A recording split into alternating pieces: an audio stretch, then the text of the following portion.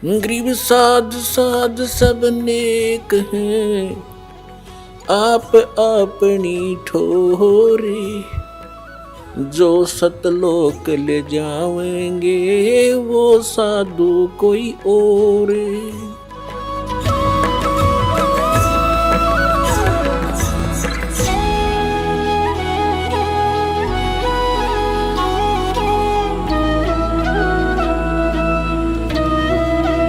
प्रसंग चल रहा है कि पहले हम ये निर्णय करेंगे कौन से सदग्रंथ जिनको हम आधार मान करके चले। उसके बाद आते हैं पवित्र बाइबल। पवित्र बाइबल के अंदर 3 बुक हैं जो इकट्ठी जल्द की गई हैं। एक है तौरात, दूसरी होली बुक है जबूर और तीसरी है इंजील। ये तीनों की तीनों बुक का ज्ञान इस ब्रह्म का डायरेक्ट दिया हुआ है, सरपुरुष का। चौथी उनकी बुक है जो इस्लाम धर्म माना जाता है, बाबा आदम से लेकर यहाँ तक उनकी चौथी जो होली बुक वो मानते वो है कुरान। तो वो कुरान का ज्ञान भी सरपुरुष इस ज्योत स्वरूपी निरंजन का ही दिया हुआ है। लेकिन इसने जो वेद ज्ञान दिया, फिर गीता ज्ञान दिया, उसके अंदर इसने मंत्रों के जाप भी दिए हैं कि ये मंत्र भी जाप करने हैं। लेकिन आगे चलकर ये गॉड गिवन स्पिरिचुअल नॉलेज है, इसलिए इसने एज इट इज बता दिया। अन्य जो तौरात है, जंबूर, इंजील और कुरान है, उसके अंदर इसने किसी मंत्र जाप का प्रावधान नहीं किया है। जैसे पवित्र कुरान शरीफ के अंदर कहीं पर भी भक्ति विधि नहीं है, केवल जानकारी है। और अपनी साधना के विषय में जब हजरत मोहम्मद जी को जबरील देवता एक बुराक नामक जानवर पर बैठा के और ऊपर के जन्नत में लेकर गया जहाँ भगवान रहता है 7वें आसमान पर, पर्दे से पीछे से आवाज़ आई कि 50 नमाज करो। नमाज का अर्थ है परमात्मा की स्तुति। दिन में 50 बार उसको याद करो, उसकी महिमा करो। नमाज का अर्थ है कुछ देर के लिए परमात्मा को याद करना, एक स्तुति करना, उसको सिजदा करना। तो उसने अपने सत्र की विधि बताई है या क्या बताया कि 50 नमाज करो। जब हजरत मोहम्मद जी 50 नमाज का आदेश पाकर वापस आ रहे थे तो मूसा जी ने कहा कि क्या आदेश हुआ आपकी संगत को भगवान की तरफ से, कौन सी साधना प्राप्त हुई? तो हजरत मोहम्मद जी ने बताया कि 50 नमाज का आदेश है। तो मूसा जी ने कहा, मूसा अलैहिस्सलाम ने कहा कि ज़्यादा हैं ये, कुछ कम करवाओ, प्रार्थना करो। तो कहने का भाव ये है कि लास्ट में 5 नमाज उसने बता दी कि केवल 5 नमाज करो और ये 50 का ही काम करेंगे। और फिर क्या बताया? रोजे रखो, व्रत और बंक, आवाज़ लगा ऊंचे शोर में अल्लाहु अकबर, ये जो बंक देते हैं जिसको अजान कहते हैं। तो ये 3 चीज दी थी ऊपर से इस कुरान शरीफ के ज्ञानदाता ने। वही गीता ज्ञानदाता है, वही वेद ज्ञानदाता है। ज्ञानदाता का अर्थ होता है एक तो अपने तरफ का ज्ञान बताना, एक गॉड परमात्मा से प्राप्त ज्ञान को आगे कहना, वो भी गॉड गिवन ही कहलाता है। देने वाला, बताने वाला वही है। और इसी प्रकार उसने क्या किया है, जैसे हजरत मोहम्मद जी के अंदर कोई शक्ति प्रवेश कर दी उस काल ने। हजरत मोहम्मद बोला करते थे, उनके साथ रहने वाले या तो उसको याद कर लेते थे उन आयतों को, या लिख लिया करते थे, जैसा भी उनका प्रावधान रहा है। तो उसने क्या बताया है, जैसे गीता अध्याय नंबर 4 के श्लोक नंबर 34 में कहा है कि जो तत्व ज्ञान परमात्मा स्वयं आकर बताते हैं वो तत्व ज्ञान है। वो परमात्मा के बारे में पूर्ण जानकारी है। उस अल्लाहु अकबर के, कंप्लीट गॉड के, समर्थ भगवान के, पूर्ण परमात्मा की जानकारी उस तत्व ज्ञान के अंदर है। और उसको किसी तत्वदर्शी संतों से पूछ लो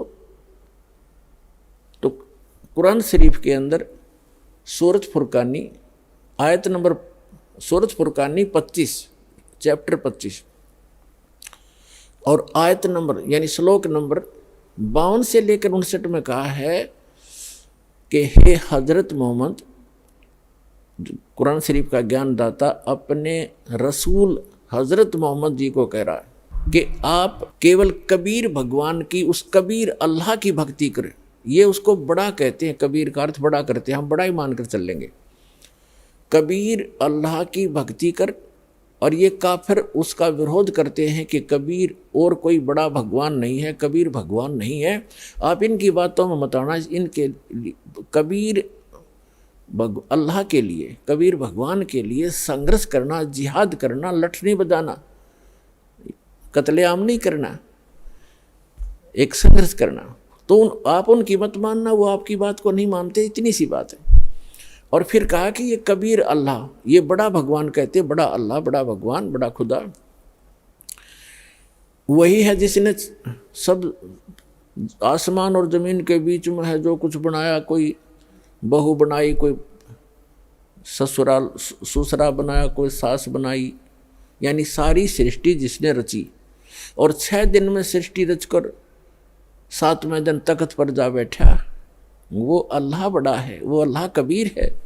और उसकी खबर किसी बाखबर से पूछ लो। इससे सिद्ध है कि कुरान शरीफ का ज्ञान भी कंप्लीट नहीं है, वेदों का ज्ञान भी कंप्लीट नहीं है, गीता जी का ज्ञान भी कंप्लीट नहीं है। और ये तीनों, ये सभी ग्रंथ जो दास ने बताया, पवित्र बाइबल जिसमें 3 बुक हैं, वो इकट्ठी जल्द है, तौरात, जंबूर और इंजील, और कुरान शरीफ चौथी या अलग से है। ये इसी एक ही भगवान सरपुरुष ब्रह्म ने ही बोला है ये ज्ञान। तो इसने जो सबसे पहले वेद दिए, फिर गीता दी, उनमें मंत्रों का प्रावधान कर दिया था। उसके बाद इसने अपने कंप्लीट अपने हिसाब का ज्ञान दिया है कि 5 वक्त की नमाज, रोजे और बंक, बस बिस्मिल करने का आदेश, कोई हलाल करने का आदेश ऊपर से हजरत मोहम्मद जी नहीं लेकर आए। तो ये आगे प्रथाएं वैसे चल पड़ती हैं जो हानिकारक होती हैं। यदि मुसलमान भाई उसका भी पालन करते, केवल उसी 3 चीज़ों पर रुके रहते, तो बहुत से पापों से बचे रहते और ये जीव हिंसा का पाप इनके सिर ना मंडा जाता। तो आगे चलकर इस कुरान शरीफ के ज्ञानदाता ने इनके कर्म बिगाड़ने के लिए यदि कोई आदेश दे दिया है मांस खाने का, किसी प्रकार के जानवरों का, वो किसी विशेष परिस्थितियों में दिया है, विशेष परिस्थितियों में कहा है उसने, क्योंकि उसने तो आपको यहाँ रोके रखना है। लेकिन पूर्ण परमात्मा का आदेश किसी भी प्राणी को नहीं है। यदि सत साधना करते रहोगे, आपको किसी चीज़ का अभाव नहीं रहेगा, यहाँ पर भी नहीं रहेगा। क्योंकि जैसे जिस प्रकार इस कुरान शरीफ के ज्ञानदाता ने, वही है कुरान शरीफ का ज्ञानदाता, वही तौरात, पवित्र होली बुक तौरात, होली बुक जबूर, होली बुक इंजील और होली बुक कुरान और होली बुक वेद और होली बुक गीता, इन सभी का ज्ञानदाता यही है। लेकिन जो वेद हैं इसने god given spiritual knowledge as it is दे दिया।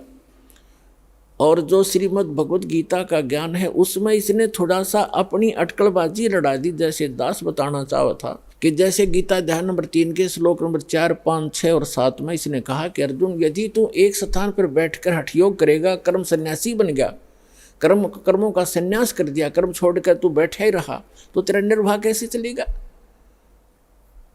तेरा निर्वाह कैसे चलेगा? अर्थात काम भी कर और कर्म योगी बन। गीता अध्याय नंबर 8 के श्लोक 5 और 7 में इसने अपने सत्र की विधि बताई है कि अर्जुन तो युद्ध भी कर और मेरा सिमरण भी कर। यानी युद्ध से ज़्यादा कठिन काम तो हो ही नहीं सकता। और उसमें भी नाम का सिमरण बताया कि अवश्य कर, तो काम करते करते सिमरण कर। ये तो है वेद ज्ञान, ये बिल्कुल सही अध्यात्म ज्ञान है। फिर इसने 6ठे अध्याय के अंदर 12 से लेकर और 15 श्लोक तक इसने क्या बताया है कि एकांत स्थान पर बैठ जा, एक आसन लगा, उस पर कुसा बिछा, उस पर मृगछाला बिछा, ना ज़्यादा ऊंचा हो जा ना ज़्यादा नीचा हो, नाक के अग्रभाग पर ध्यान जचा, ऐसे सिमरण के ध्यान लगा। ये इसने सिमरण, ये जो हठ योग है, ये इसकी अपनी तरफ की अटकलबाजी है, ये वेद ज्ञान नहीं है। तो गीता जी में जहाँ इसने अपने सत्र का अड़ंगा अड़ाया है, वो वेदों से निर्णय हो जाएगा। और फिर इसके बाद सबका जो पैमाना है, सबको जांचने का जो ज्ञान है, वो सूक्ष्म वेद है, गॉड गिवन स्पिरिचुअल नॉलेज है, जो परमात्मा स्वयं आकर बताते हैं, जिसका श्रीमद् भगवत गीता अध्याय नंबर 4 के श्लोक नंबर 32 में स्पष्ट कहा है कि वो परमात्मा अपने मुख कमल से आकर सच्चिदानंद घन ब्रह्म की वाणी में यज्ञों की जानकारी, धार्मिक अनुष्ठानों की जानकारी विस्तार से कही गई है, और उसके अनुसार करने से सब पापों का नाश हो जाता है। और फिर गीता ज्ञानदाता ने दूसरे अध्याय के 37वें श्लोक पर 38वें श्लोक में दोगली बात कर रखी है। केवल इसने युद्ध कराना उद्देश्य बना रखा था। श्री कृष्ण के अंदर बोल रहा था ये काल, जैसे वहाँ हजरत मोहम्मद के अंदर शक्ति बोल रही थी, इसी प्रकार श्री कृष्ण के अंदर यही खुद आकर प्रवेश करके बोल रहा था। इसने क्या बताया है कि अर्जुन एक तरफ तो कहता है कि तू किसी प्रकार की इच्छा न रखते हुए और युद्ध कर ले, हार जीत की इच्छा छोड़ के और निष्काम भाव से तो युद्ध कर ले,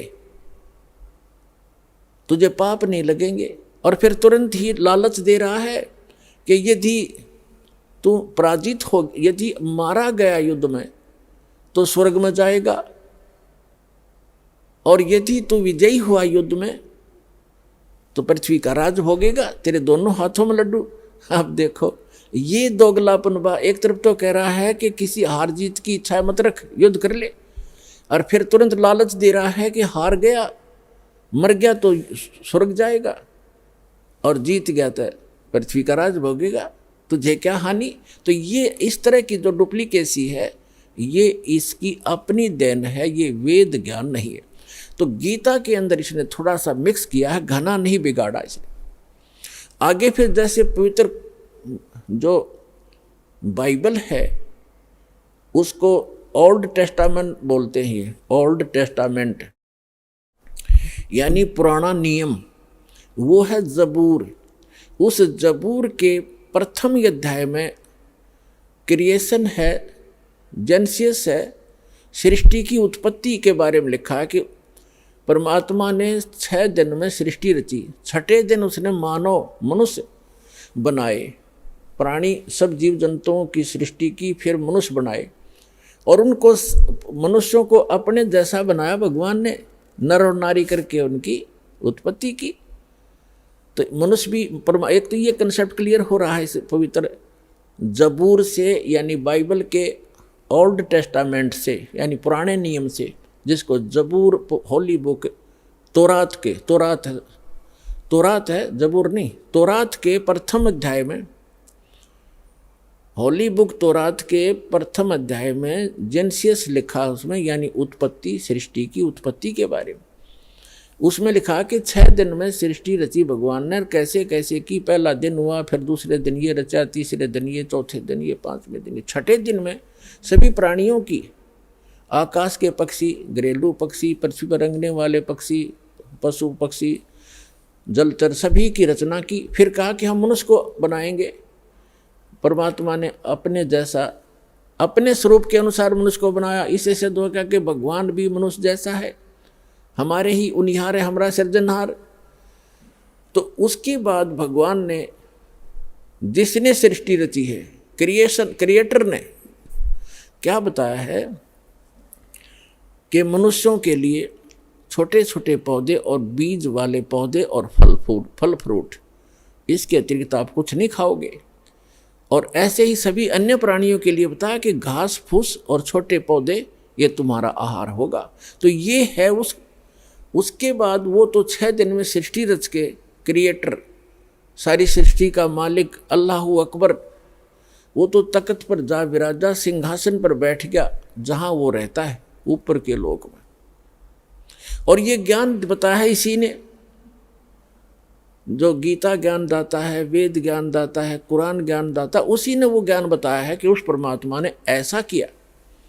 तो वो आदेश है उस कंप्लीट गॉड का, पूर्ण परमात्मा का, अल्लाह अकबर का, कि कोई किसी ने मांस नहीं खाना, फल फ्रूट भरपूर, काजू किस्मत सेब संतरे। अब जैसे गरीबदास जी कहते हैं कि बासमती चावल पकावे और घरत खांड टुक डार, और गरीबदास करो बंदगी ये कूड़े काम निवार। मांस क्यों खाते हो, मांस ऐसा कबाड़ खाते हो, उसके स्थान पर बासमती चावल पकाओ, देसी घी और बूरा डाल के खाओ, काजू किस्मत सेब संतरे खा लो, ऐसा डंगा खाने लगे। तो कहने का भाव ये है कि जो उस अल्लाह अकबर का आदेश नहीं है मांस आदि खाने का।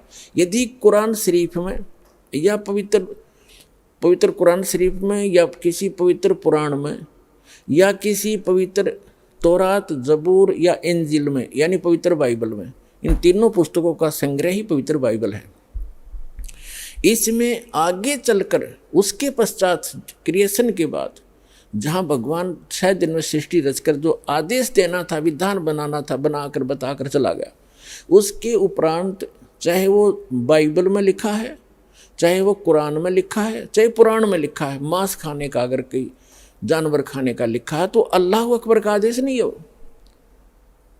वो तो इस काल का आदेश है, इस सरपुरुष का आदेश है, जो 21 ब्रह्मांड का स्वामी है, इसका आदेश। और ये हमारे कर्म बिगड़वाना ही चाहता है, हमें बर्बाद करना चाहता है। और वो हमारा जो मूल मालिक है हम सभी प्राणियों का, जीव हमारी जाति है, मानव धर्म हमारा, हिंदू मुस्लिम सिख ईसाई धर्म नहीं कोई न्यारा। तो हम सबका जो मालिक है वो अल्लाह अकबर है, यानी वो अल्लाह कबीर, वो कबीर भगवान है, वो कंप्लीट गॉड, सब कंप्लीट परमात्मा। उसका आदेश नहीं है ये खाने का। तो इसी प्रकार हमने इन पुस्तकों को, पवित्र बुक जो हमारी है, इनको जांचना है।